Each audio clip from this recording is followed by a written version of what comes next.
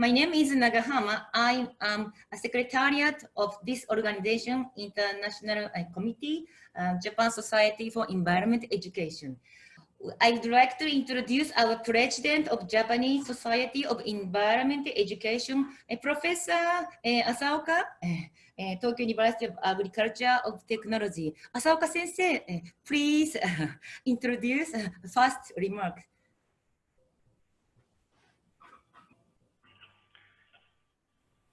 はい、皆さんこんにちは。日本環境教育学会第31回大会国際交流オンラインシンポジウムへの皆様のご参加を歓迎するとともに心から感謝いたします。このシンポジウムには韓国、台湾、アメリカ、オーストラリアの協定締結学会の代表にご参加いただいております。私たちは新型コロナウイルス感染症という共通の脅威に直面しながらも、それぞれの国の状況や学会の特徴によって異なった経験と対応を重ねてきました。この会議では各国の学会が置かれている状況と対応に関する情報を共有するとともに、私たちが新型コロナウイルス感染症にどのように向き合い、研究と教育の新たな段階を目指すのかについて積極的な意見交換を行いたいと思います。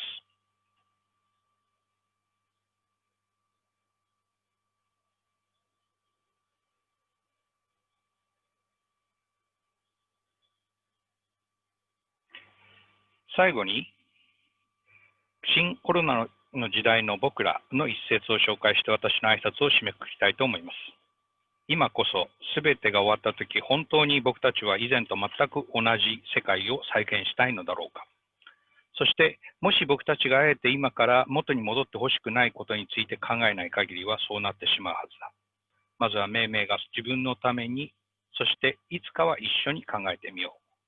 まずは進んで考えてみなければ、そうした物事は一つとして実現できな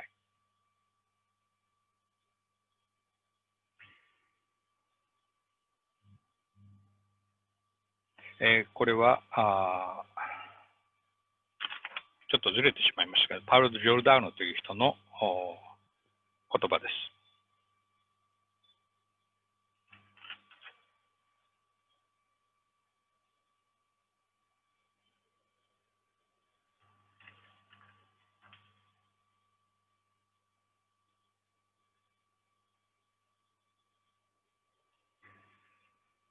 日本の環境教育学研究は、これまでいくつかの基本的で大切な問いに向き合わざるを得ませんでした。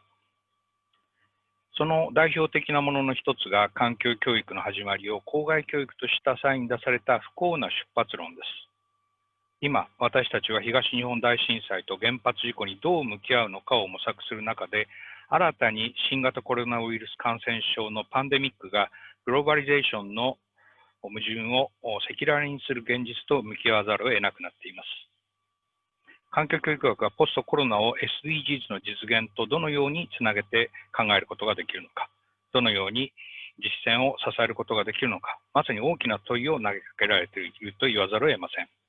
各国の英知と協力のもとに目指すべきポストコロナの世界を探求しましょう。よろしくお願いします。Thank you very much, Professor Asaoka. Thank you. I'd like to hand over our moderator, Dr. Fumiko Noguchi. Fumiko, can you change? Yes, hi. Thank you very much, Professor Nagahama. I'm Fumiko Noguchi. I'm the chair of the International Committee of JSFEE. Also, I work as a research fellow for the United Nations University. One of the very few good things of this COVID-19 pandemic is that we have more opportunities to get together because of this sort of advanced technologies. And so our international committee member took this as a good opportunity to plan this session to reunite us with 4 international partner organizations, including Korea Society of Environmental Education, Chinese Society for Environmental Education, and Australia Association for Environmental Education, and North America Association for Environmental Education. And in this session, we would like to going to share the respective organizations' experiences in this pandemic and to discuss the direction of EE research and practice, because we think it's really important, and how we can work together because we are united and under this very difficult circumstances. This is also very first time for us to have all JSFEE partner organizations to get together on the same discussion table. And I would like to express my sincere gratitude to distinguished partner presidents and also the delegates to attend this session with your busy schedule. And also we received the video messages from the president of North America Association of Environmental Education and Korea Society for Environmental Education for us. Welcome everybody and virtually to Japan, and also this JSFEE annual conference. In this session for the first 1 hour, from now on, we will have presentations from the partner organizations and including JSFEE. Then we will have this very short discussion among the panel sort of the session participants. Also, I would like to inform you before each presentation, JSFEE member who are the focal point of each partner organization will introduce the organization please ask. So you see who is in charge of each organization in the JSFEE if you have any question about the partner organization later. So now may I invite, first presentation will be the North America. So may I invite Dr. Sakurai, who is going to introduce NAAEE. Thank you. Okay, thank you, Noguchi-san, for introducing me.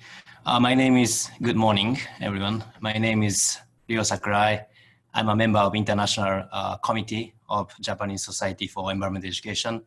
Also, I'm in charge of communicating with North American Association for Environmental Education, NAAEE, we call. So today, the executive director of NAAEE, Ms. Judy Browse, also the director of international programs, Ms. Melissa Hopkins, kindly prepared a video message for us, which you will watch from now.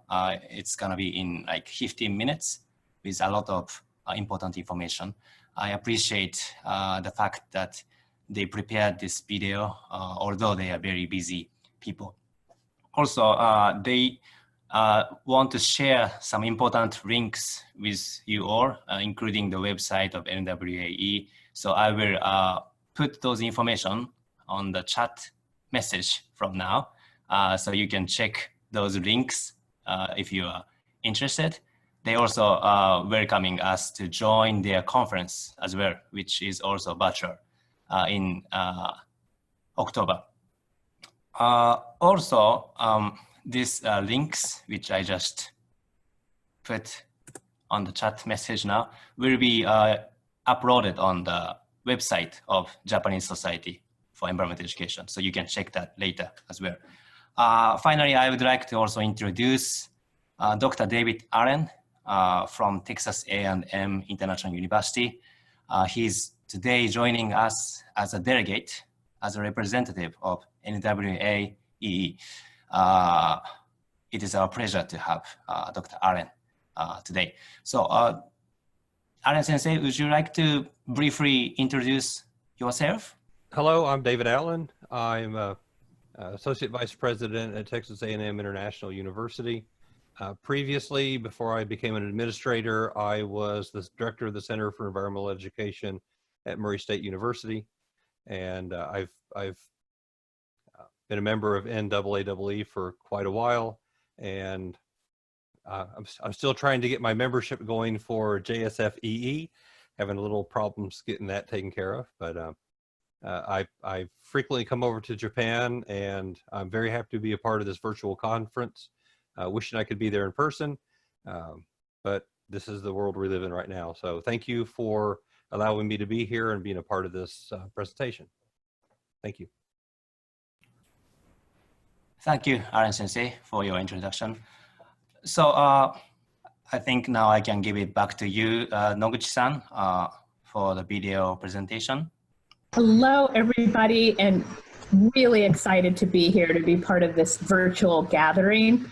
My name is Judy Brous, and I'm the Executive Director of the North American Association for Environmental Education, and I'm here with Melissa Taggart, my colleague, who's the Director of International Programs, and we're here to talk about EE and our COVID-19 response, but also talk a little bit about NAAEE. And we want to thank all of you for making this possible, including the Japanese Society for EE and all our colleagues there, as well as everybody that's joining from other parts of the world. And what we'd like to do today, as I mentioned earlier, is talk about NAAEE just very high level and some of the work that we're doing, some of our efforts related to COVID-19 and other opportunities and ways to stay engaged. And Melissa and I will go back and forth. We do know that the world has changed since earlier this year. We've all been in different stages of dealing with the pandemic around the world, and it's been really difficult. We also know that around the world, we are focusing on a reckoning of how to dismantle systemic racism in all parts of society and what that looks like. And we know that it's been hard for everyone, whether you're an educator or you're a parent or you've got elderly relatives. These days can be really difficult. And it's also been difficult for the field of environmental education. But I'm still very optimistic in spite of world events of what we can do to turn things around. And I have seen, and I know Melissa has as well, so many bright spots around the world where people are making a difference and doing amazing work. And I really believe in the power of education. For those of you who don't know NAAEE, we are the professional association of the field. We also like to talk about being the champion and the backbone. We work throughout North America, but also in many parts of the world to advance environmental education. And our mission is all about advancing environmental literacy and civic engagement. We use the power of education, and it's all to create this more equitable and sustainable future. That's what we're all about. And when we think about it at the core, we're trying to create positive societal change and help improve the environment and help address social issues and make sure that there's shared prosperity with everyone.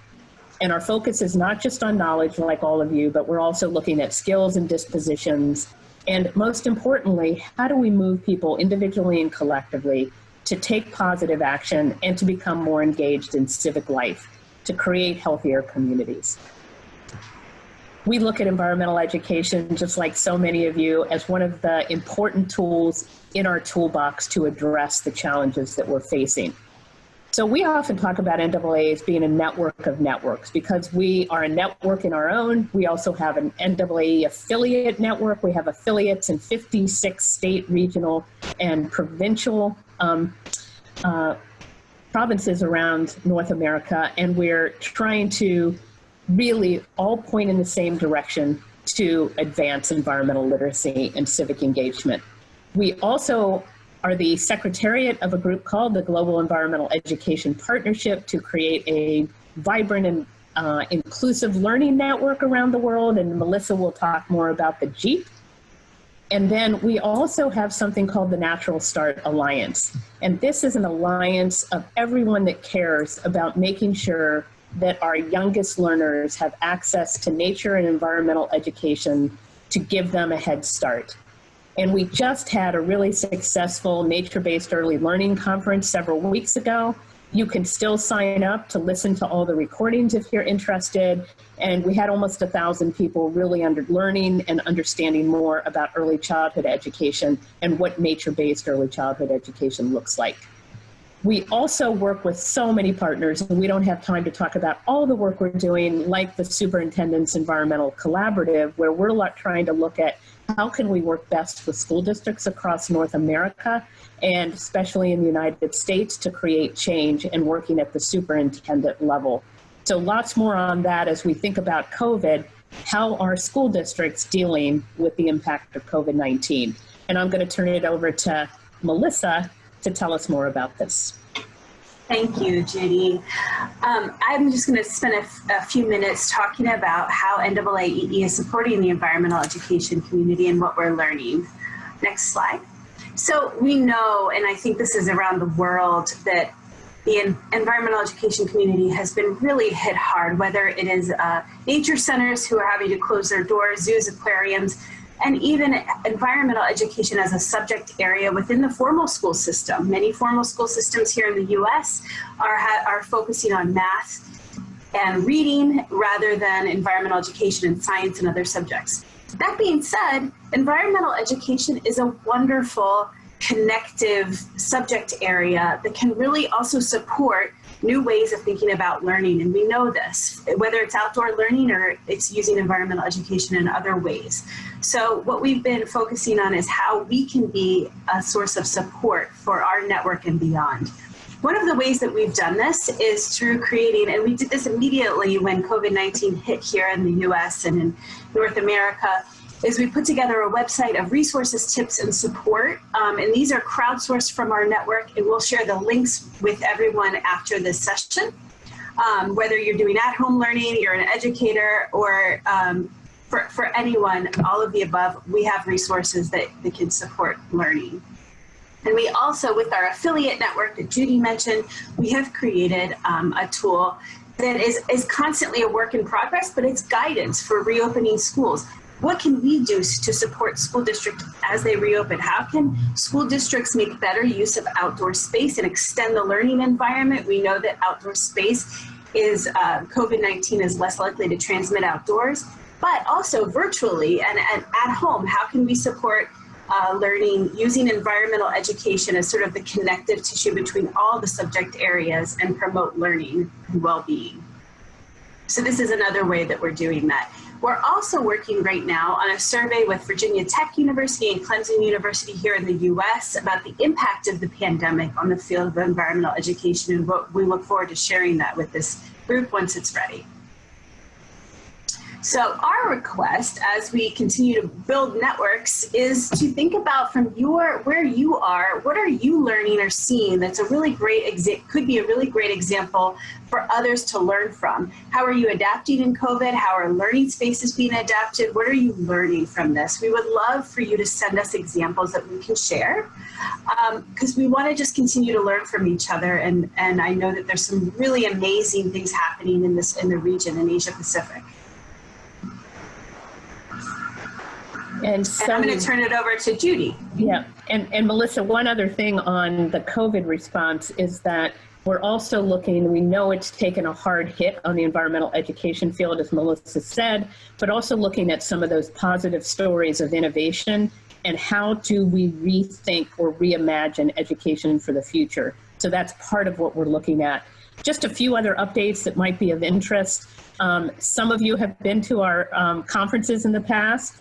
This is going to be our 49th annual conference, but it's going to be virtual. Like everybody else, we felt that it was much safer to be virtual, so we are pivoting to a virtual conference, and we're actually spreading it out over the course of 2 weeks. So we will have the research symposium the week of the 8th through the 10th, and the conference itself the week of the 13th through the 16th. There will be workshops taking place on some other days, and we have such an amazing lineup of speakers, including Dr. Ibram Kendi, who has written a book called How to Be an Anti-Racist, Dr. Drew Lanham, Amy Nizuka Matatio, and Dr. Johnson, just some incredible speakers. And we will also be having 4 of our 30 under 30 class of 2020 be on a plenary panel to talk about what they're doing and what advice these young people have for the field of environmental education. We're going to have a lot of sessions, and we're going to try and have a lot of what you're used to at a real conference, workshops and presentations and symposium and bright spots, posters.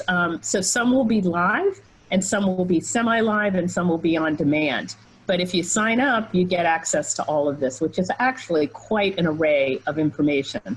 So our registration is hopefully opening next week. Take a look out for that. And we are trying to be very cognizant of the fact that people are hurting financially. So we have a lot of scholarship buckets that you can choose from if funding is an issue. So we hope to see all of you there in October.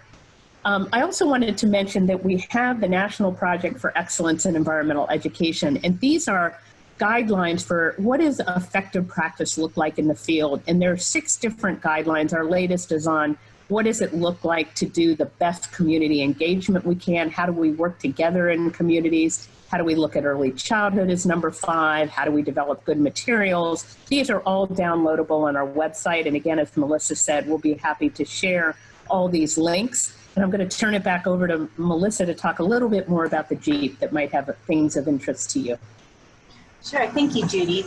So the Global Environmental Education Partnership is all about really sharing effective practice in environmental education and trying to create learning networks. And this is a partnership that is between US EPA, the Environmental Protection Administration of Taiwan, and NAAEE. We serve as the Secretariat of the JEEP. So it's really shining a light on the great work that's happening around the world, whether it's at the country level or specific cases of innovation. That's what the JEEP aims to do. And we're really focused on how can environmental education be a tool to help achieve the Sustainable Development Goals, as we all want to achieve by 2030. And we're also, as I mentioned, because we are a champion, we are looking at what is happening at the country level in environmental education. We have about 60 country profiles so far that really highlight at a glance what is happening in different countries, and we're always looking for updates because these are always a work in progress and ways of further strengthening these profiles. These are all on our website. This is a wonderful network for all of you to join, potentially join, and I'll talk a little bit more about that in a minute.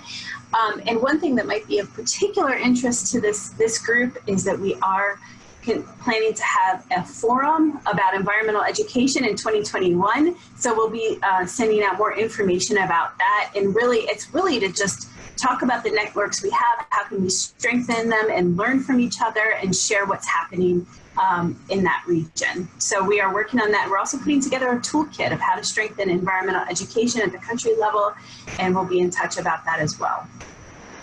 Thanks, Melissa, and hoping that many of you might be able to weigh in and help us on that country toolkit. Yes. Just wanted to also mention another resource. We've done a number of webinars.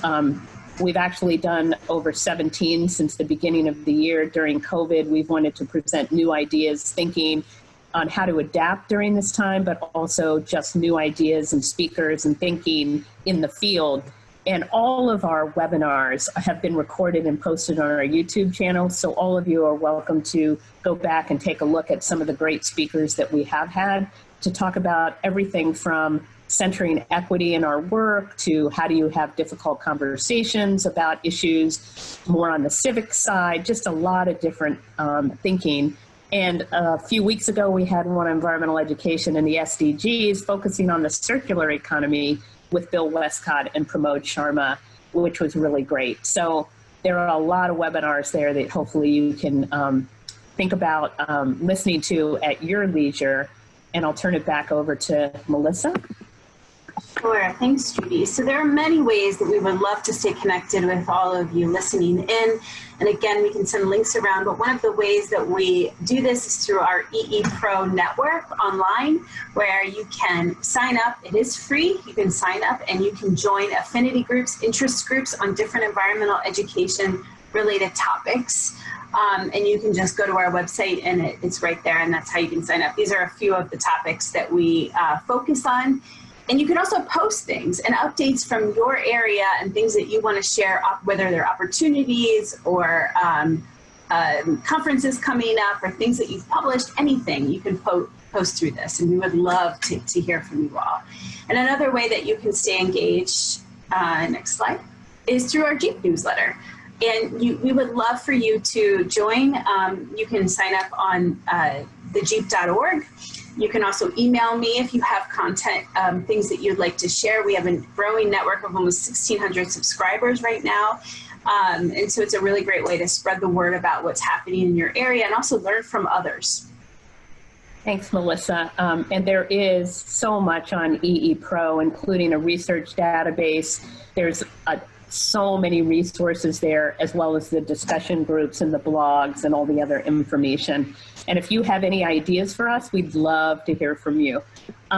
So just in closing, we think it couldn't be a more important time for environmental education. There's so much going on, so many needs in the world in terms of trying to help people better understand how we can address the challenges and do it in creative and innovative ways. So thank you for all you do. You actually are helping to bring hope, because environmental ed helps provide the tools and the thinking and the skills to be able to address issues that we're dealing with now and also think about issues from the future. So we hope none of you give up. What you do truly matters, and please stay in touch with us. These are our websites and our email addresses. We look forward to staying in touch and actually working together, and really appreciate being here to be able to talk with you virtually. Wish we could see you all in person, but hope you have a great, great, great gathering. Thanks so much. Take care, everybody. Thanks, Melissa. Bye. Thank you very much. It's great to have very wonderful, passionate, and very encouraging and also informative video message from NAAEE. Next, I would like to invite the China Society of Environmental Education. I would like to invite Yan-san to introduce Chinese Society of Environmental Education. Yan-san, お願いします。おはようございます。Good morning, everyone. My name is Huichen Yang. I come from Taiwan. Thanks for giving me this opportunity to speak in the special action. I am a member both of JSFEE and CSEE. It's my honor to introduce CSEE. Chinese Society for Environmental Education is founded in 1993 year. The goals of CSEE are to integrate resources to improvement environmental education, research and development, and improve domestic and international communication. As the main desk, CSEE promote environmental education, provide information, do case study, and improve international cooperation. The CSEE signed the MOU with JSEE in 2010 year. On behalf of the CSEE, the members attend today are the President, Dr. Zhang Zichao, Executive Director, Dr. Zhang Yujie, and Chair of International Committee, Dr. Zhou Ru and Dr. Liu Shichen. Then I must to introduce the key person who is also the member both of JSEE and CSEE, Dr. Hakiwala Go. Dr. Hakiwala has contributed to connect JSFEE and CSEE for cooperating research and activities over 20 years. Thank you all being here. I would like to hand over to Dr. Zhang Zichao to present the COVID-19 impacts and the implementation for ESD in Taiwan. 张老师，麻烦你了。Okay, thank you very much. Thank Huichun the introduction of the Chinese Society of Environmental Education. I believe Huichun worked harder than the other directors from Taiwan. Thank you again. And good morning, everyone. It's my pleasure to attend this virtual conference, and also feel very happy to see you online and in the situation in all over the world, the pandemic. I think to see everyone healthy is very good. Then, I mean, then just we even we just can see each other online, cannot in person, but still see everyone healthy and happy is my very, very good feeling. Okay, and next I will introduce, present my general feeling or feedback to the coronavirus pandemic in Taiwan, the situation, also some inspiration from the pandemic to the ESD. And I will have a general review, overview, and I will leave a couple minutes for my colleague, Shi Chen. She would like to share her insights on the coronavirus influence to environmental education, and also to talk about the kind of a paradigm shift from environmental paradigm shift from this pandemic. Okay, I'll share my screen.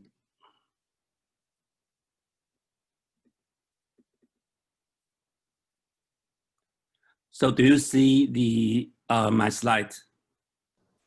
Yes. Yes? Okay.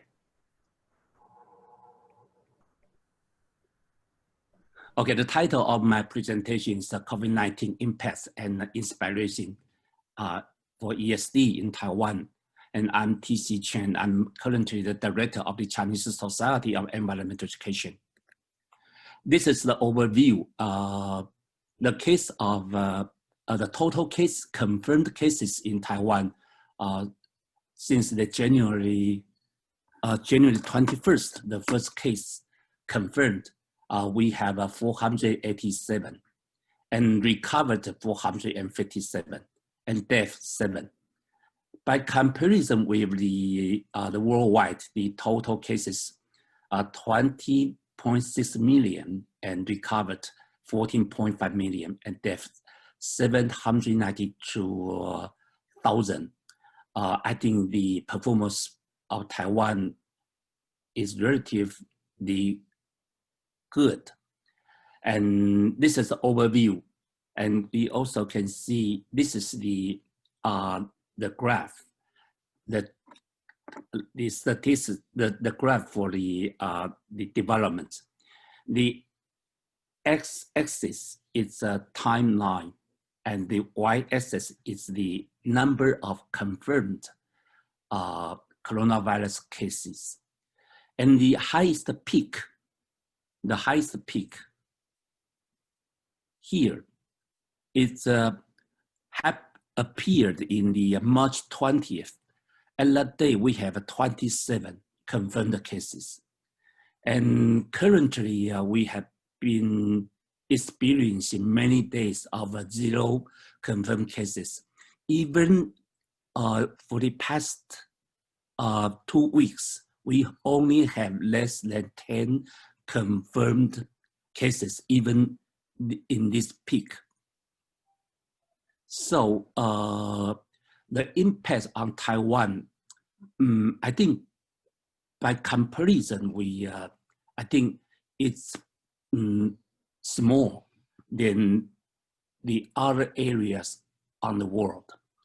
And this is the overview of the pandemic, coronavirus pandemic on Taiwan. Okay, and how Taiwan responds to the COVID-19, I think it's quite popular. It's just quite normal, just the same as the Korea, Japan, and Hong Kong, even mainland China. We wearing masks. We also very emphasizing the personal hygiene and keep the social distancing. And at the beginning of the pandemic in Taiwan, I mean, during the February and March, the government stopped all the gathering and the meeting and even class. Over 100 students or 100 people, that kind of meeting was prohibited. And also the very strict quarantine And the final one, I think, is very important. The people kind of spontaneously reducing social activities. This is a general response to the COVID-19 in Taiwan. And the reflection, I think the Taiwan case kind of demonstrates that strong awareness of a pandemic and a positive attitude to social distancing policy and responsible behaviors such as wearing mask, stay at home, work better. Because we just couldn't find a reason why the case number is so, I mean, why the confirmed case is just a little in Taiwan. But we have been doing just like the many countries has done. So one reason, just because the people in Taiwan show their awareness and also show their attitude and also can have very good responsive behavior. And that if this work better, then that's the kind of we can say education can help and also work. And this very good implication for the environmental education. We can push or we can achieve a lot just through education. And the second one, and we also, from this case, we need to think about it's right to compromise some human rights. I think Dr. King his presentation touched about this, about the personal right and also the community right, or even responsibility, and also right and responsibility, how to the balancing. And that's quite important. We have to think about it, how much personal right we have to compromise if we deal with the a pandemic. That's the first, I think we need to think about it. Then it's right to close the borders, travel among countries. My personal feeling is when we're talking about environmental education or ESD, we kind of talking about the perspective from the global view, global society. But this time, we kind of isolated each other. We kind of fight just by our own country, and we don't care, and we don't connect to the other countries. This is also very, we need to reflect, we think about. And the final one, in this pandemic, where is the international collaboration and partnership to deal with the pandemic? It's another very, I think, from the sustainable development perspective, it's not good. But it really appears like this. I mean, for the past half year, we do see all the country fight independently. That's the reflection, my own reflection about this pandemic. And of course, inspiration for the ESD. The goal one, no poverty, is very, very fundamental. From this pandemic, we do see for the poor country, just don't have resilience, that kind of a capacity to deal with the pandemic. If we cannot help each other, we should help them to prepare. That means we should reduce the poverty of the world. So I think the goal number one is very, very fundamental. The goal number three, health and well-being, is strongly related, very important, especially for this time, this pandemic. The goal three is quite related and very important too. Then goal four, quality education. yeah, from this pandemic and the results from Taiwan, I cannot find any underlying cause or reason that apparently maybe just the awareness or the public awareness of the pandemic and also their behavior. So I think education really can help. And the goal 6, water and sanitation, also is important too. But not just the 4 goals, I think the other goals also can be related to the pandemic. But I do think for the future, I think the ESD, the SDG is quite important. I think for the future, we are going to experience all kinds of natural disasters. And this time it's a pandemic, and it shows us that yes, the SDG goals can help. So that's my reflection.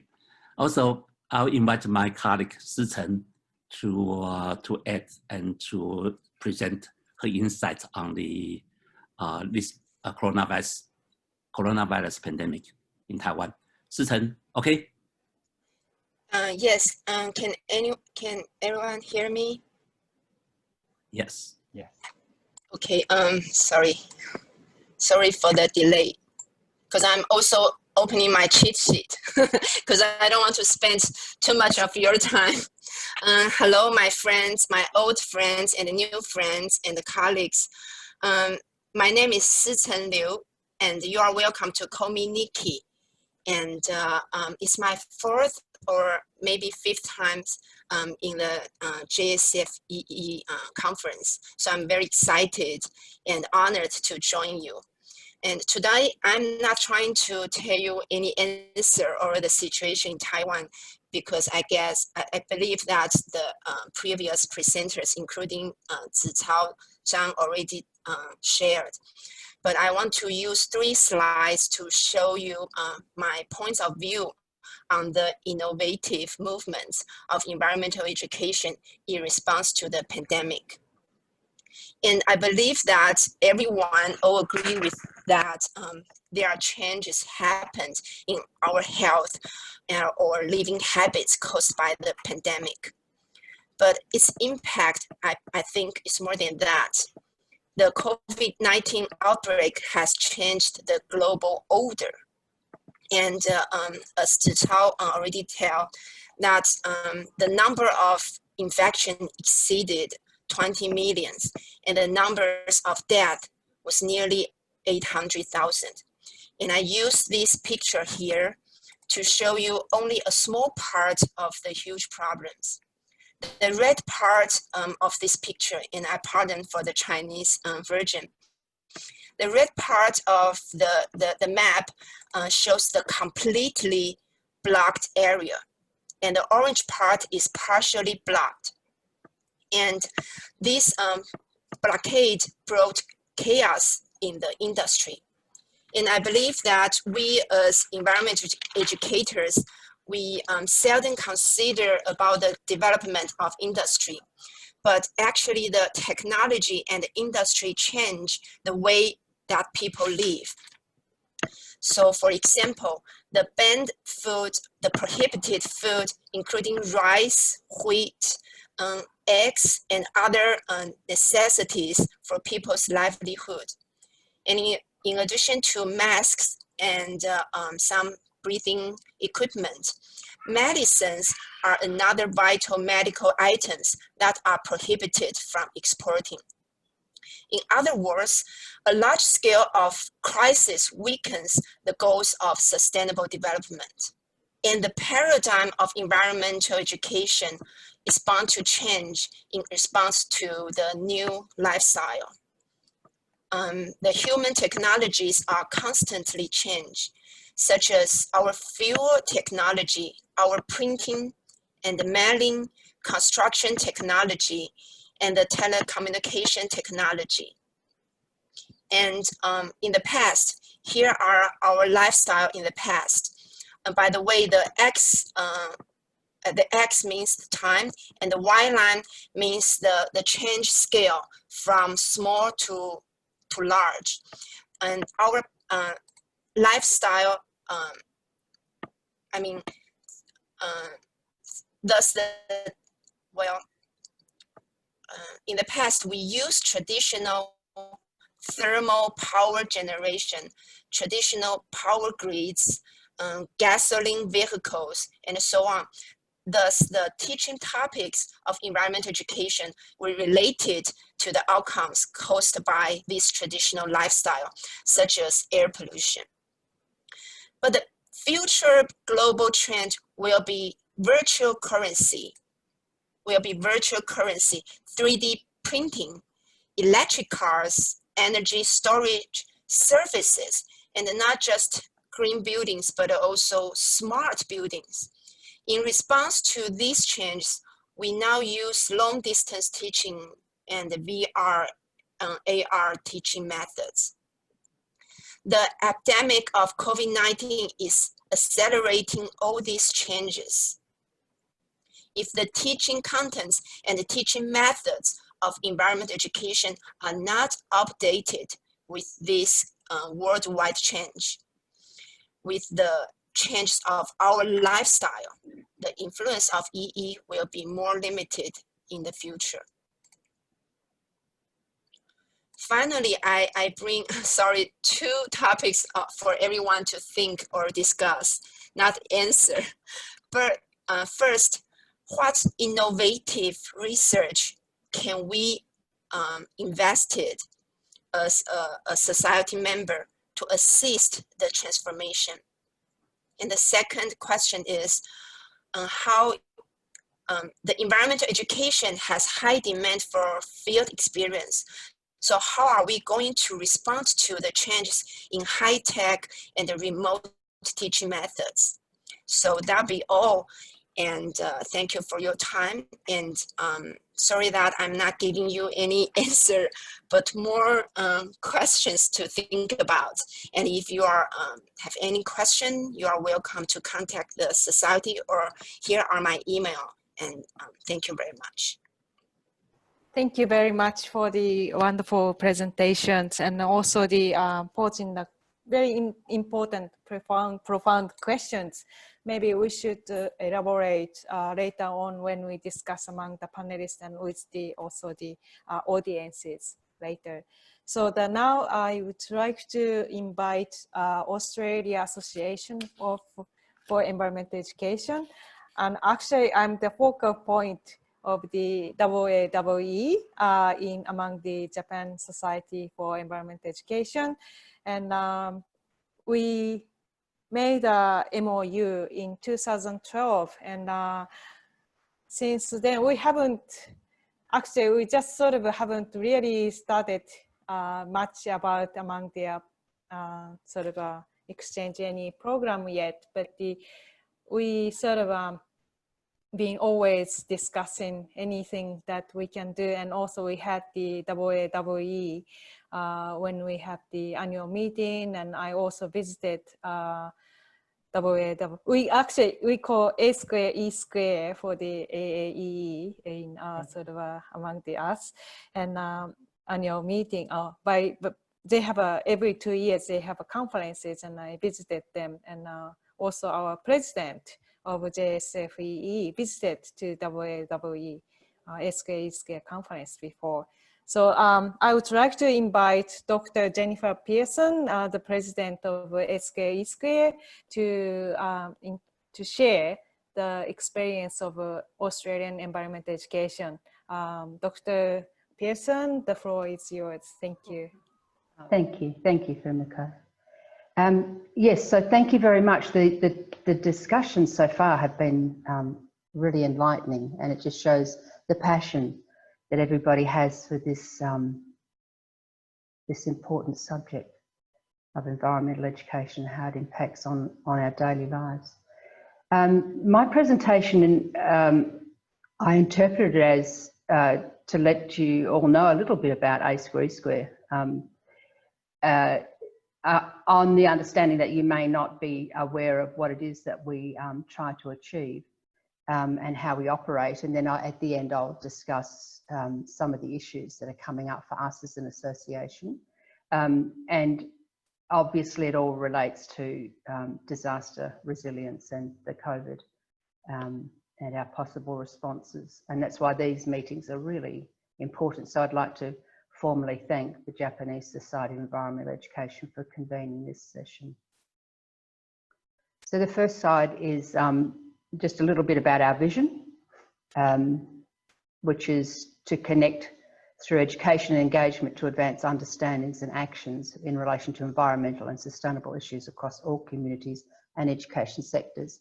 And our members come from a very wide range. They're not just teachers, but within the teaching field, they range from very early years through to tertiary education.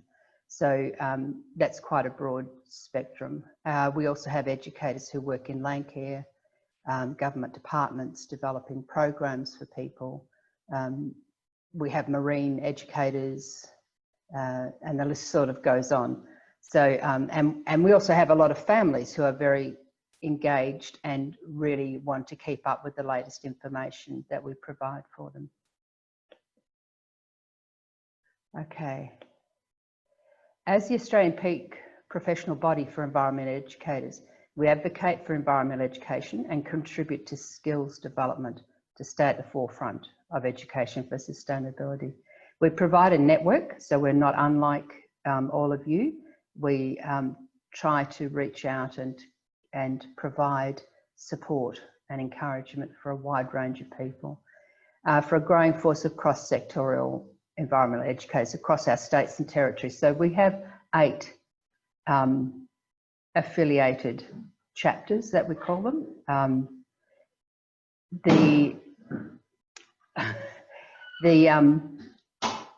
Sorry, someone's just walked in. The 8 chapters have different groups that are around them, but generally they all have their own governance structures, and they have plans of engagement and programs that they develop. A-Square is in its 40th year, and it's continuing to advocate for EFS across all the sectors. So this is our celebration year in a way, but we're doing it quietly because of COVID. We have some areas that we work under. So this is our strategic areas. The advocacy role that we have, at the moment, we've just been given the opportunity to have significant input into the Australian curriculum review. And the initial meeting with that body indicated that sustainability is seen as being a very important part of the curriculum, and there is no danger of it being asked to be diminished in any way. On the contrary, that body is asking us to help them refine, sorry, I get really nervous, help them refine the curriculum so that it takes out anything that is that they've doubled up on, and maybe take the opportunity to use a different language so that we can talk about the evolution. So this ACARA curriculum was created some years ago, and with all the work that's been going on, we believe that there are some statements that need to change to show that we've evolved on the journey of environmental education. We also, and we'll have a working party next week about that, so any input from anybody else would be really helpful. But we also believe that the teachers, we acknowledge that they have a crowded curriculum, and that's the term used. So they have many things that they have to accommodate, and we acknowledge that maths and science, maths, language and the sciences, so the STEM, are seen as being a critical element. But like others, we have always put forward that environmental education offers a very rich context for the other subject matter to be articulated. So the cross-curriculum priorities is our next challenge. And what I should have said earlier is that we are a voluntary group. We have no paid people. So all the work that we do is at the end of busy days, and many of our people work in tertiary institutions like yourselves. So capturing a few hours every now and again is a challenge. Okay, we also engage with our federal government to try to keep them honest about including sustainability in their work. But this has become a little problematic with the bushfires that we've had and the drought and the COVID. Their attention is now firmly pointed towards job creation and maintaining and keeping safe the population, so that our opportunities to influence are limited. But our chapters all, like nationally, we engage with the federal national government, but our chapters also engage with their jurisdictions. So in the states and territories, we try to keep the conversation going with not only the environment ministers, but also the education ministers, to make clear that we would like more support for education for sustainability. And we do that by showcasing best practice, which is not hard to do. Australian Institute for Teaching and School Leadership is another organisation that we have relationships with. They're the people who make up the rules for teachers and what teachers need to show to demonstrate that they've met their outcomes professionally. So from that conversation, we've been informed that creative and critical thinking is very much a part of what they see a good teacher develops in their curriculum. And we're heartened by that, and we take that as a really good sign that that is, again, something that can be quite adequately demonstrated through strong environmental programs. The Australian Alliance of Associations in Environment is another group, and Angela Colliver is our connection to that. I know she's presented at your conference before. But that gives us an opportunity to influence discussions from a body that represents all education associations. So our advocacy is as strong as we can make it, and we maintain a consistent message that sustainability is the centerpiece of good curriculum, and it offers many wonderful opportunities to motivate students and to achieve. In this time, I think we need to encourage hope. So it gives that opportunity for students to engage and see that they can influence their environment and their sense of well-being. The other section that we have is strategic focus, is partnerships and advocacy. And of course, that involves establishing MOUs with like-minded people. And I must say we enjoyed what opportunities have come with the Japanese Society of Environmental Education and the North American Association for Environmental Education. But we also have strong ties to New Zealand, and we did have an MOU with Abu Dhabi, but I'm not sure where that's sitting at the moment. We also have just signed up for the IUCN Nature for All, and that's just to, because we've got such a rich amount of stories to tell, I think it's important that we reach out to any international organisations so that that story can be told more completely. You know, if everybody contributes to that, I think it would be overwhelming. But this also signals for me is that there are so many groups out there that, you know, is your work about the connecting, or is your work about supporting your own people? And then you connect as you can. I'm still grappling with that idea. But there must be some synergies that can be accommodated through shared information. And I see that we're like a hub of information. So communications a part for our members is the communications I think we need in these times in particular to make sure that we keep them informed about any research that's going on, any new programs that are available, other things that are developing in other countries, and so that it does provide those tools that have been mentioned in other presentations. So communication, we have our website, which is for the organisation, and our chapters also have their own websites. But we did a big research around why teachers don't take up environmental education in their practice. And that's resulted in that website that I've mentioned. Sorry, I'll just try and go back. Oh, how do I go back?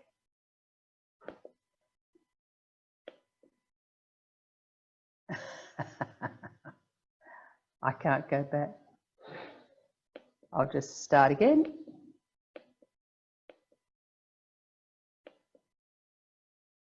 Okay. From current slide. Okay. So the communications, we've ended up with a website that's specifically for education for sustainability programs, and they have to meet the criteria, the learning areas, and the sustainable cross-curriculum priority and the general capabilities.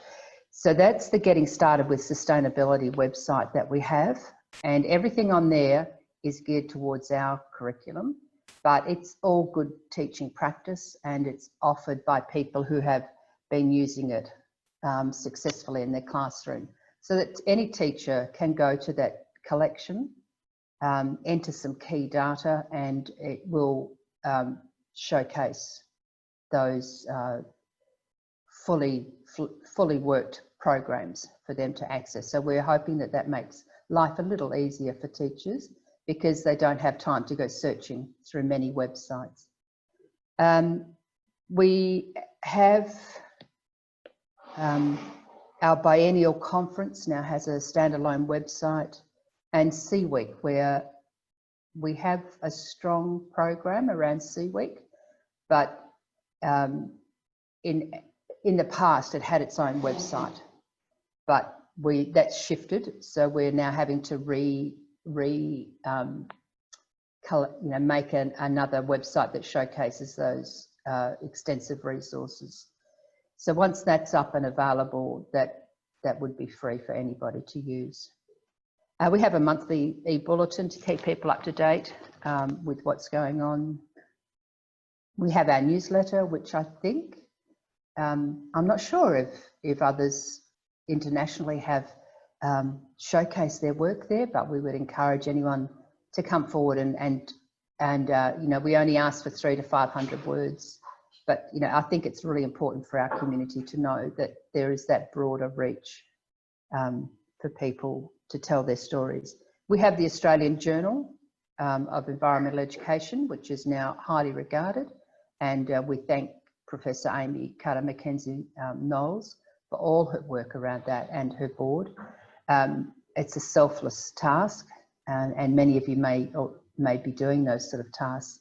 But I think it's important that and we recognised it, that the research has to be there. You cannot make an argument without reference to really strong research. So I'm almost sure that, you know, the next edition will probably focus around COVID.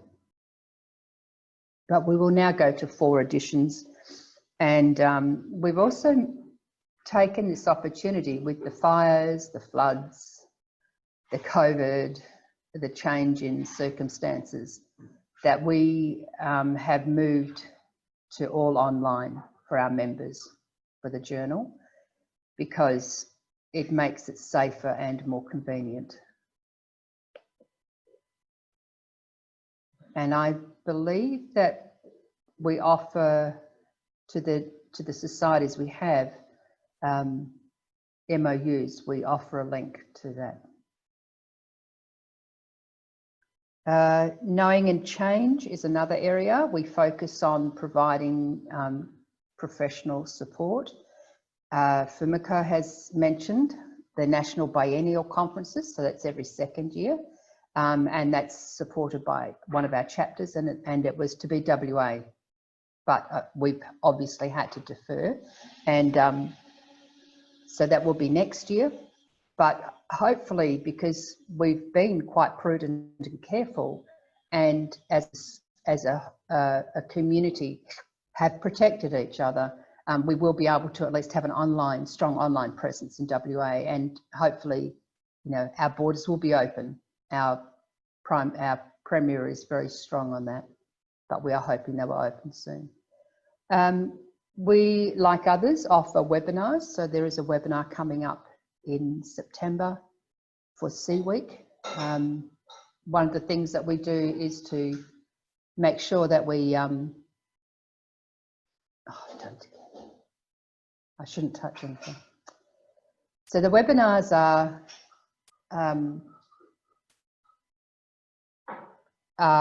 run every quarter, and the last one was about early childhood and really well received. So they're available to our members to view at any time. And I'm going to go on to this slide because I can't remember what's in the last slide. I'm really sorry. Marine Education Networks in Australia is one of our major projects. And one of the items that we're trying to work towards is, you know, to be prudent about how we use our volunteer capacity. So we're identifying 2 or 3 things over the year that we can come up around and make sure that we get a working group that will work on that and present it. And it is the best practice. So the CSEE Week is an important one for us. We are an island like others. The impacts of rising sea levels, the pollution, the plastics, the loss of habitat, the deforestation has an impact on the seas. So the whole thing is connected, and we really want to make sure that we keep CSEE Week in the forefront of people's minds. We have quite a few members in that group. We've had to go to social media to try to leverage that as a tool for us. And it does enable us to reach globally with our work. The Vice President, Andrew, has started to convene regular meetings with marine educators around Australia.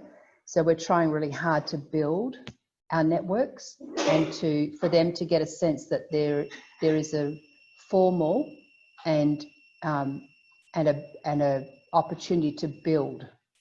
So I think in those conversations, that's when you can start to spark the ideas and knit together opportunities and resources, because we can't do it on our own. We actually need each other to do that. And I think it's that, and sometimes those conversations are really just about, you know, giving hope to each other and just a big hug. It can be as simple as that. It's just, you know, yes, you're in the right, you're doing the right thing. Here's something else you can add to it. Can I help you out? It's that sort of thing, and it keeps all of us motivated.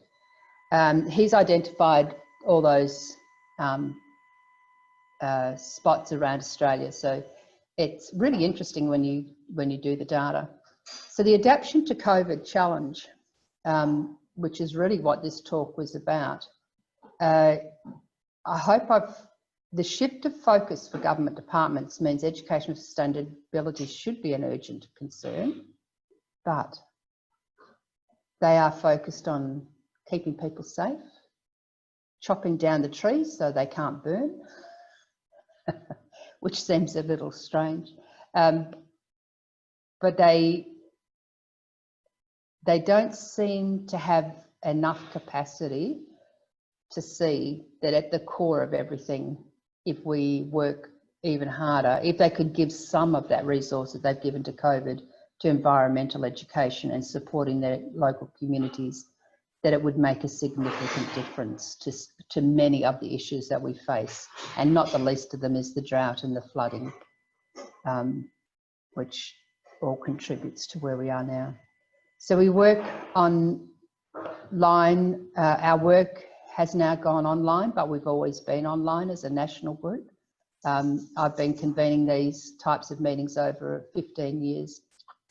Used to be by phone. Now at least we can see each other, and that is lovely to be able to view how people are travelling.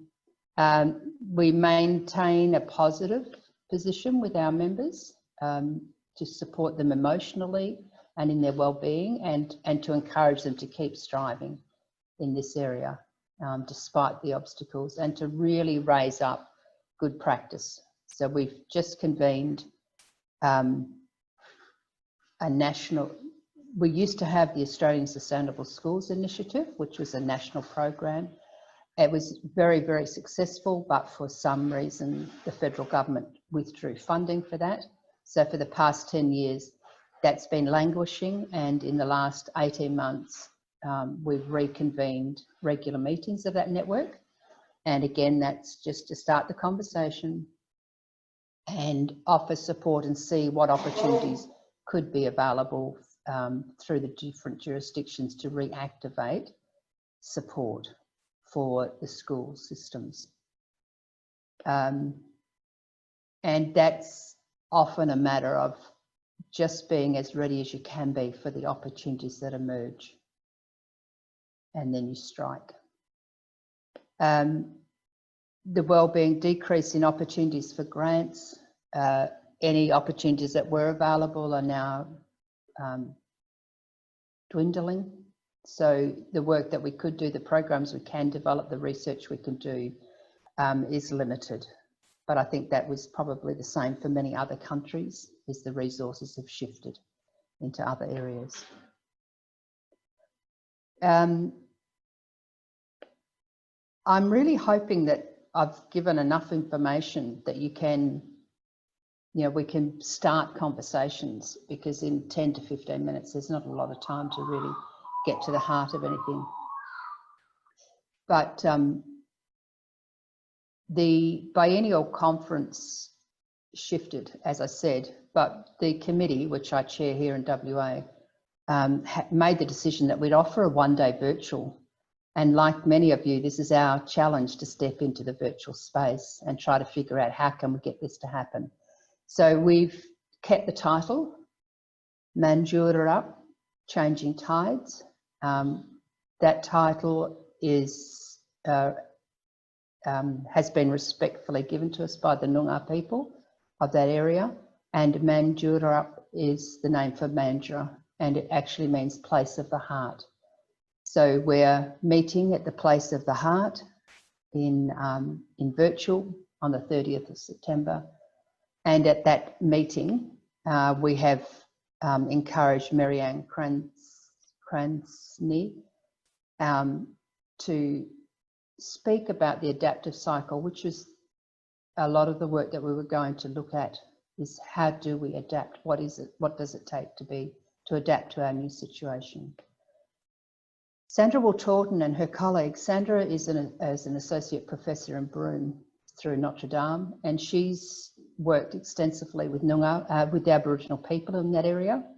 And so we're really keen to hear the research findings of how they've worked together as a community to build their sense of place. And Bryony Towers has just completed a 3-year research around disaster risk reduction education. So she'll talk to us about pathways towards a critical pedagogy of place. And Bryony and I have had some wonderful conversations, and she's of the belief that we really need to build the resilience of our communities. So it extends beyond schools and their borders, that we need to consider schools as a hub, that there, yes, education happens, but you need that education now to include how that community can better know each other as a small tribe possibly, and be more supportive in times of disasters. because Australia seems to collect a few of them like other countries. And we've all recognised that they're going to increase rather than decrease. So it's supporting our communities and our children. The Millennium Kids will present their 1,000 actions for the planet. Millennium Kids is a youth group in WA, and it has a very strong focus on the children identifying what they want to resolve, and then they're supported to do that. So that's going to be a fascinating chat. And then at the end, we have a youth panel of different leaders from about 4 or 5 different youth groups here, and they will address the climate actions question. The last, and all of this, you can go to our national website and you'll find the links through to this. They're just my details on the back. I'm actually the current president of the of the Australian Association for Environmental Education, but I'm also the convener of the WA chapter. I've held that position for a long time now. I keep winning the race. And I'm also the chair of Little Green Steps, which is a program that we've specifically created here in WA in response to recognising that there was a gap in the early years sector around sustainability and helping those educators understand themselves. What does it mean? It's a contested word. So our workshops help them really come to grips with what does it mean for them, and then how does that look in their practice and in their workplace. So we gently lead them to make changes through practical applications, and we've been doing that now for about 5 years, and it's very, very successful. My email details, the websites are there, and our Facebook sites. So we are trying to make use of all the social platforms to get the reach out. So I hope that's given you some information about our work. I think it mirrors a lot of the work that I've heard about today. Happily, our COVID experience is a little lighter than other countries, but we still have those challenges, and people have really had a very strong experience at what does it mean to change. And we just hope that they can see that there's a need to make those changes in the environment. So thank you. Thank you very much, Dr. Pearson, for very informative and lots of sort of activities, but also the strong effort to keep connecting with the local communities of environmental education in terms of policy, practice, and also the theory. Now, I would like to invite finally JSFEE President, Professor Asaoka, to present the COVID-19 situation and also environmental education in Japan. Are we talking about environmental education and COVID-19 impact and our response in Japan? This character is Amabie. This is the best response to correspondence to COVID-19. Well, COVID-19 infection status in Japan, the government's response are summarized in 20200802 movement around COVID-19 in Japan, JSFEE. Currently, Japan is in the 4th stage, and the number of infected people continues to rise above the level of the first wave, considered to be facing the crisis of medical collapse. Japanese government has called for self-restraint in activities by requesting school closure and the amended special measures law, but has not yet taken measures as looked out in some countries. JSFEE, while stopped its research and other meeting, announced an urgent statement in response to correspondence to COVID-19. secure children's right to play outside, which became the turning point of society's activities. This was our sharp criticism against the Q&A released by the MEX on March 1st, which included a statement that banned children from playing outdoors. This is not necessarily the result of our statement, but the MEX revised the Q&A and allowed outdoor activities for children a few days later. Furthermore, our society proposed JSFEE emergency action policy regarding the correspondence to COVID-19 and gathered emergency research project team for COVID-19. In the emergency action policy of JSFEE, Corona project team was strongly urged to first conduct a questionnaire survey for members, and second, create guidelines for activities of environment education. First, results from the member questionnaire survey. 1. The spread of COVID-19 and government policies have had a major impact on education and research activities of society members. 2. Members with unstable employment at nature schools, NPOs, NGOs, universities, and such have likely been severely impacted financially. Survey on the impact of new coronavirus infection on nature schools. 3. Most members positively evaluate the government's policies up to the third stage, but they have different evaluations or opinions regarding the request for simultaneous school closure. Second, what do the guidelines for activities of environment education mean? 1. Many groups have published guidelines as school and various educational activities were restarted in the fourth stage, but there was no guideline covering all activities of environmental education. 2. Also, various guidelines already describe concrete measures at each side or for each activities. A basic guideline was necessary to clearly indicate the basics and principles of measures against COVID-19 for environmental education actors to think and implement by themselves. 3. Guideline was required to confirm the minimum necessary items and to make revisions in line with the situation of infection by making use of the result of correspondence taken by various groups.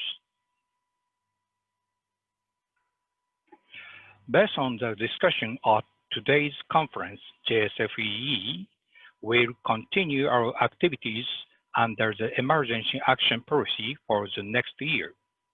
With the spread of COVID-19, 3 things we saw that most necessary were: first, stay connected with the society and other members.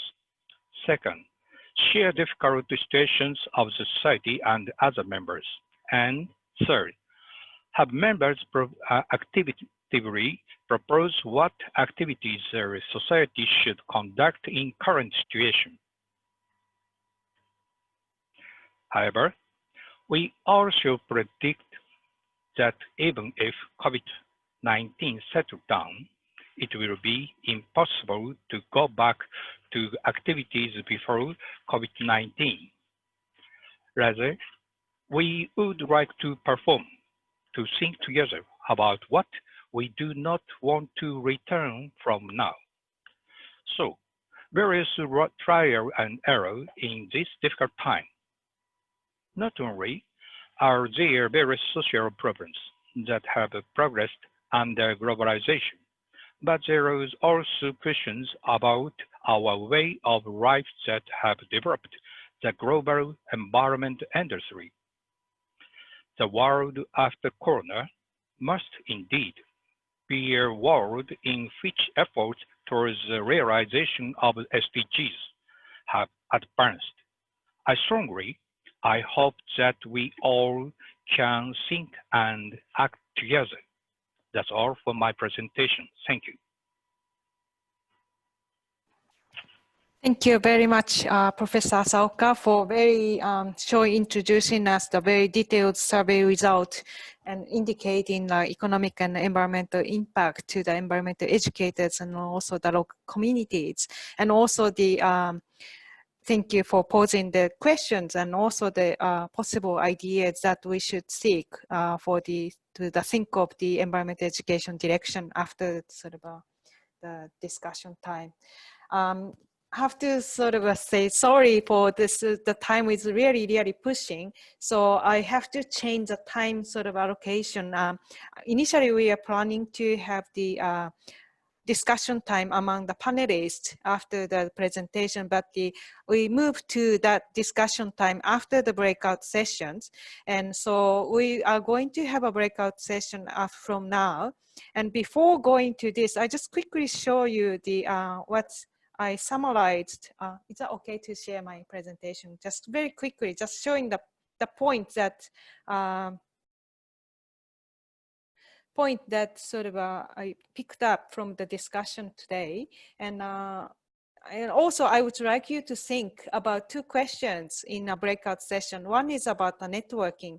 How can we 5 AAEE societies can work together for achieving sustainable and resilient future, and particularly under the COVID-19 pandemic in terms of research, practice, and policy advocacy. And these are keywords I just picked up from all the presenters, and new normal things and paradigms require. We need a more paradigm shift, like including in terms of we have to think about what the citizenship and human rights and human nature relationship means.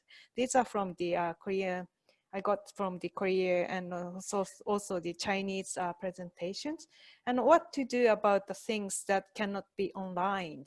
Like EE, as a nature of EE, it's a very hands-on and very experience-based, and we are not able to make it online, everything. So what we should do, and how can utilize the online devices, and what we cannot do online.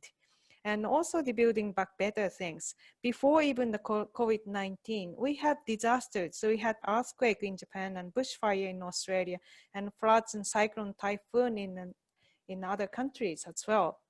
So in combining with those disasters, how can we build back better after the sort of COVID-19 or post-COVID-19 process? And also the school EE guideline to respond COVID-19 situation is very key, one of the key issues. And also how to share, we have resources. I see that each organization have a resources and information. So how can we share the resources and information and new and existing programs? And also this is also echoes with the Professor Asaoka's comment. What do we want to change or start new? And also what don't we want to change? So we have to think about these things.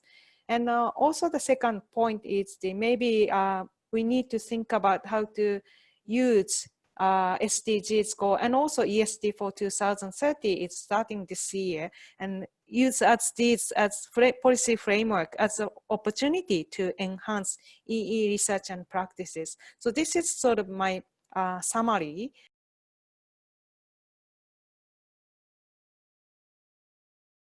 Okay, so quickly we are coming back our main session.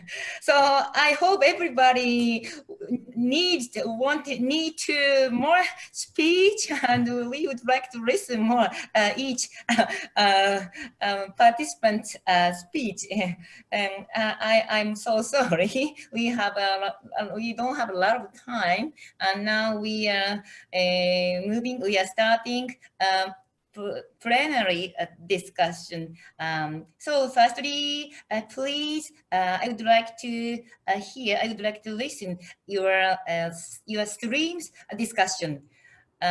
Stream 1, a future direction of environment education. So Dr. Iwasa, can you introduce your group's discussion, your group summary? Okay, very short time to summarize.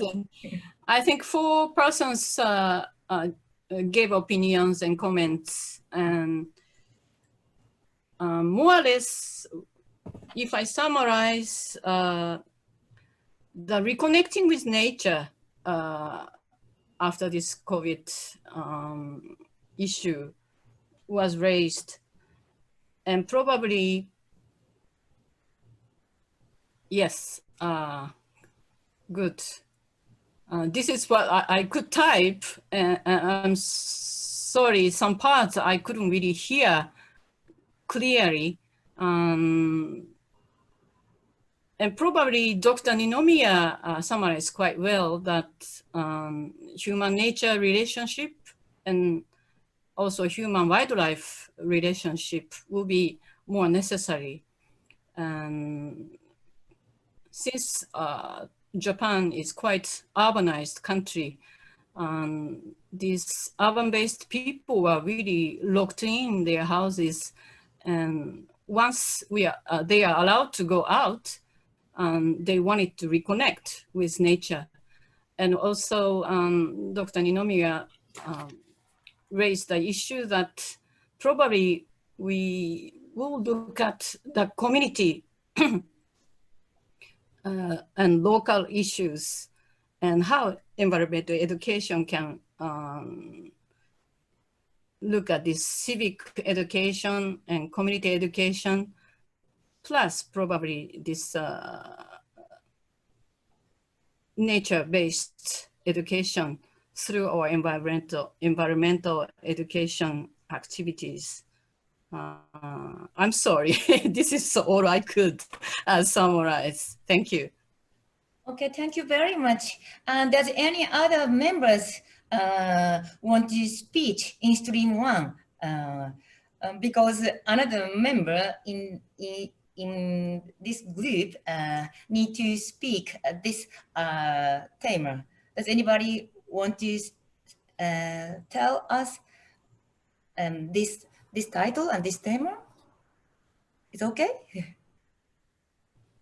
Okay, so thank you very much, stream 1 and number 1 group. So now we are moving to tell. Nagahama-san.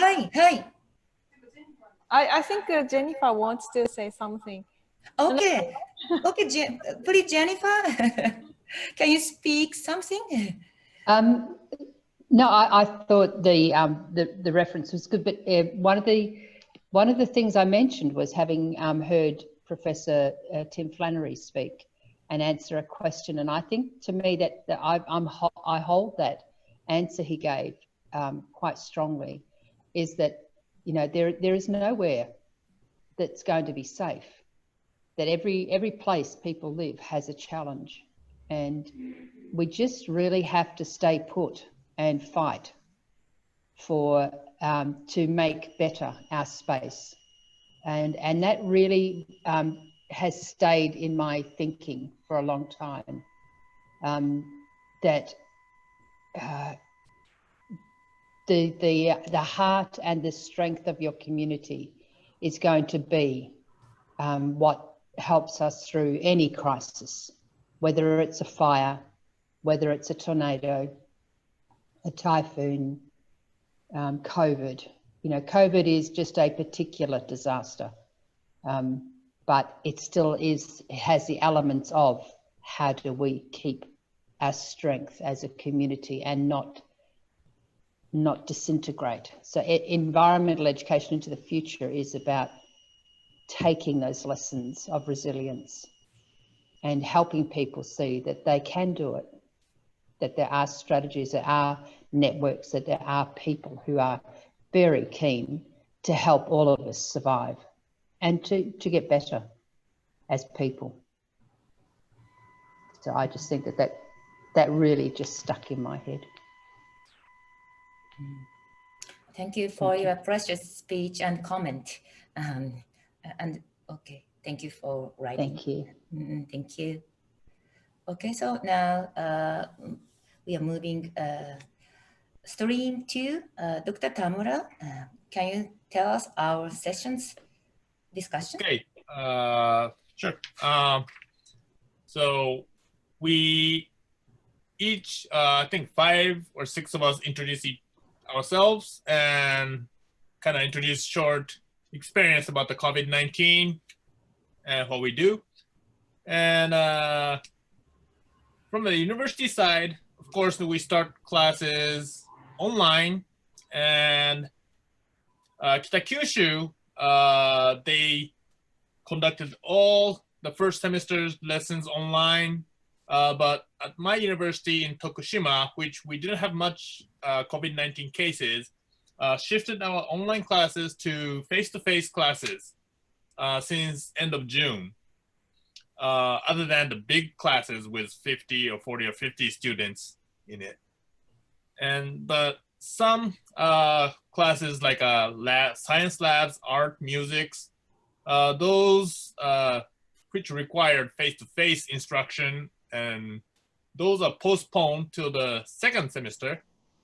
But with the current situation, we're not sure how to conduct those classes still, because now in Tokushima, we also start getting more COVID-19 cases daily basis.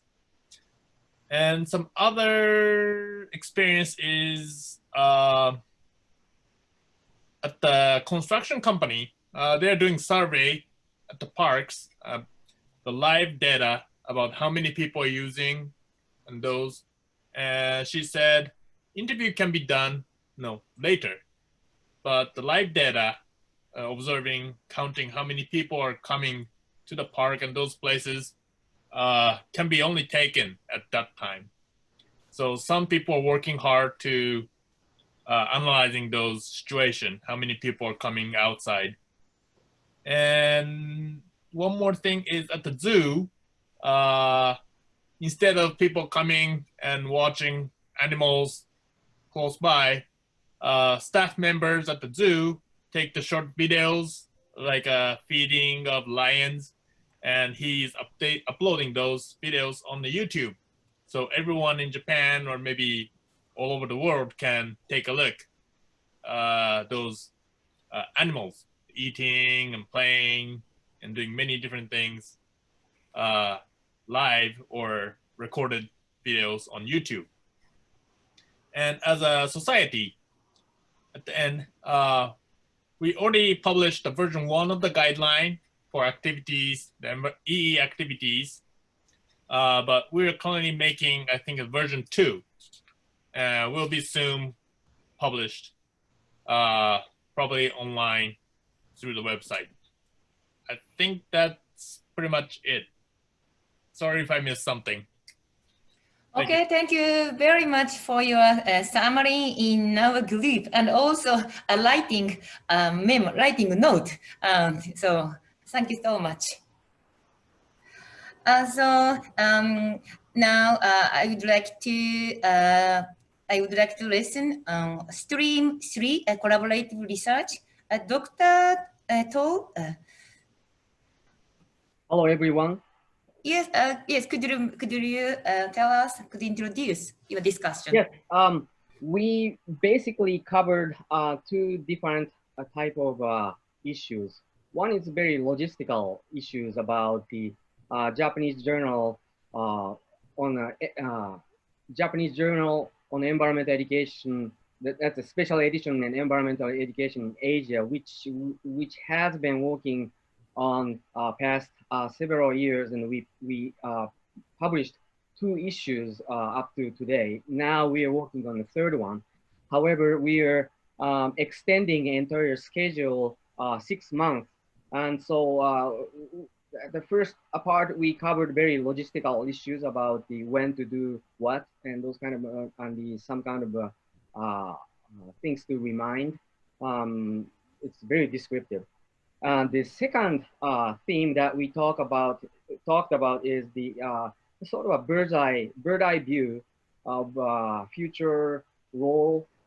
Well, possibly that we can touch upon the how field of environmental education is embracing the notion of One Health, which has been mentioned in Dr. Kim's presentation. And also the notion of One Health is something similar to sustainable development, comprehensive. However, the field of environmental education hasn't been explicitly dealt with that notion in terms of their research. So after dealing with this pandemic, it seems like that the field of the international collaborative research can touch upon how environmental education in the different nations are embracing and doing with the emerging notion of One Health.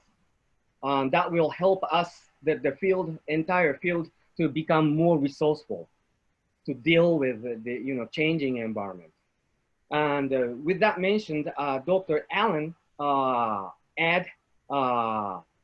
based upon the presentation made by Dr. Kim as well as Dr. Chang, that as see in the slide share, that the document shared,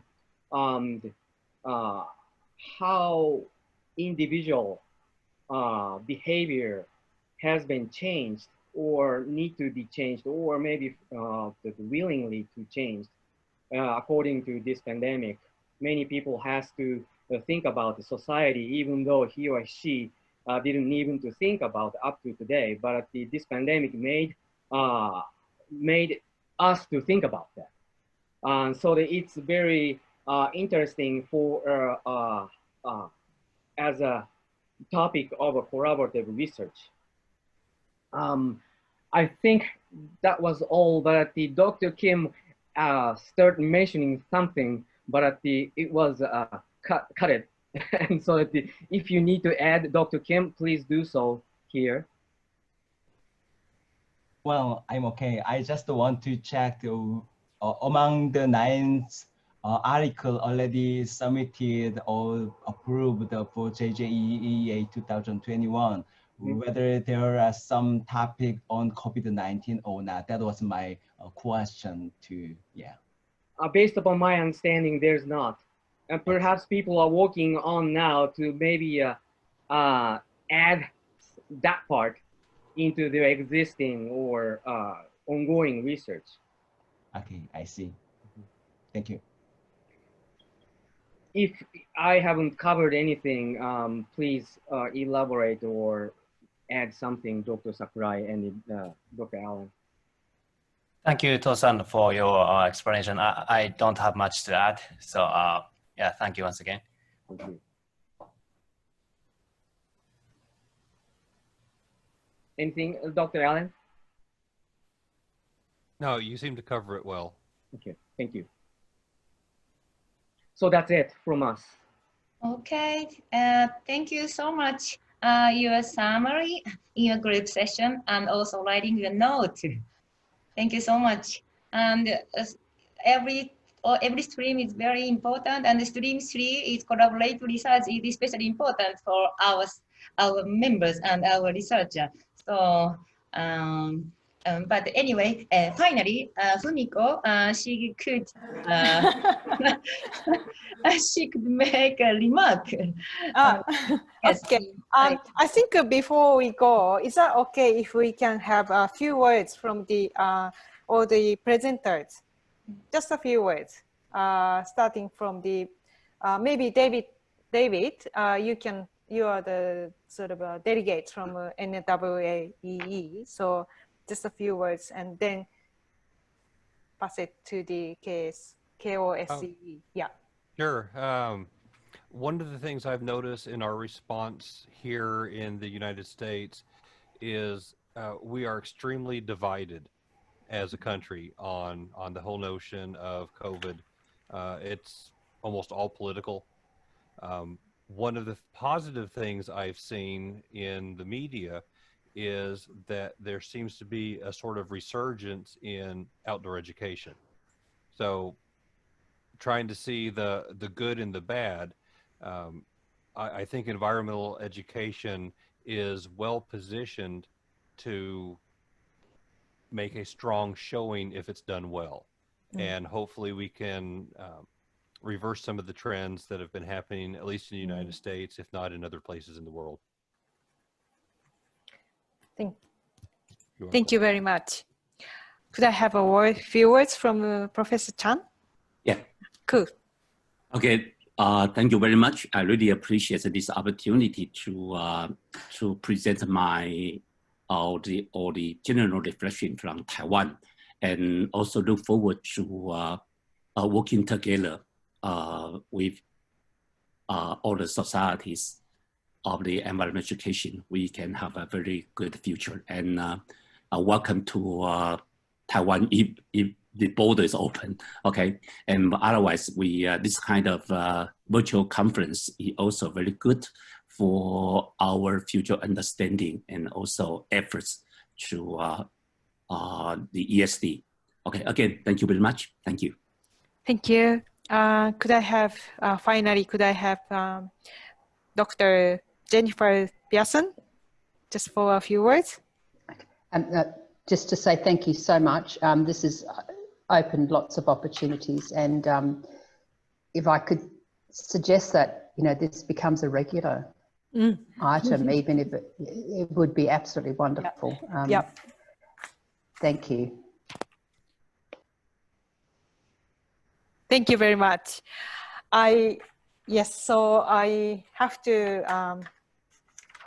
close this session, and I have to sort of say something. Thank you very much for all the presenters and all the participants to attend this seminar. It's actually, it's very informative and but also leaving us a very frustrating feeling that we need one more hour to discuss and to elaborate our discussion. And I'm really sorry that I couldn't manage the time really well for this time. But as you know, it's we see that sort of we are in a very shifting time, in a changing time, and all the association and societies are trying to sort of find out the sort of best way and best position to function education, to use education as a tool to change the society, to transform ourselves and transform our society in more sustainable and resilient way.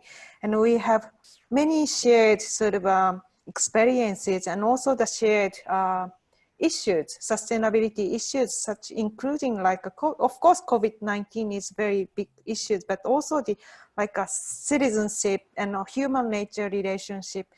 And also very interestingly, like we have like existing, like already had lots of social, economic, and natural disaster issues. Then we have COVID-19 issues on the top of that.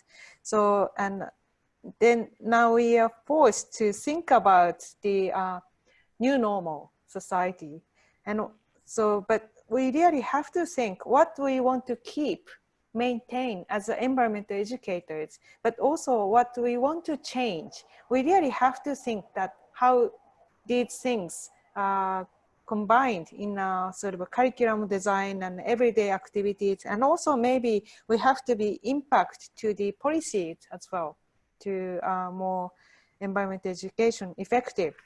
And also as Jennifer suggested, I was thinking the same thing, because we are a bit sort of frustrating, and also it's not difficult to get together like this now.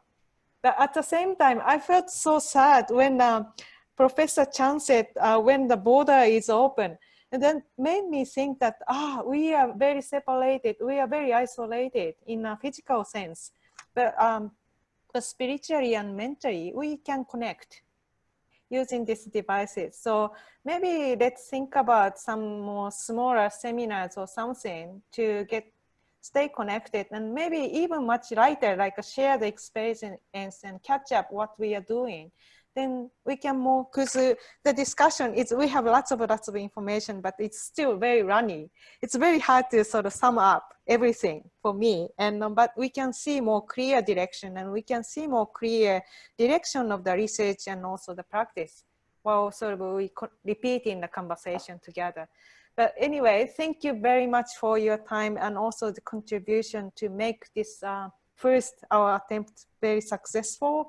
And also I really appreciate all the JSFEE International Committee members who worked really hard behind the scene to make this thing happen within a very short time. So thank you very much for everybody. And I'm looking forward to see you, everybody see you again soon.